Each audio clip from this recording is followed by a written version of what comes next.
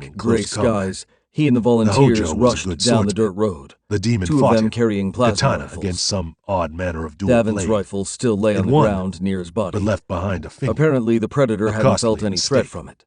It will The not enormous be so grizzly foolish to carcass face lay one of us head sprawled on and bloody, again. its thick pelt and reptilian plates torn by the predator's attack. The samurai was carrying a tetsubo, But Jarek only a had heavy eyes war for his club, father. a fearsome or what weapon remained which of wouldn't him. do him much The good man's when the head was invisible gone. Oni returned Half the spinal and column blasted uprooted them like with some lightning noxious bolts from the weed. treetops. His familiar brown work shirt Unfortunate. was now soaked in red. Since Hiroto had assumed He most remembered of his them father died sitting at poorly, home by the he had warm not glow bothered light, to learn mending all their rips in the names. garment, But adding this patches, one did not seem because as the dense hardscrabble as the colonists others. couldn't afford to waste What did they good call clothes. you again? Now, Nobuo.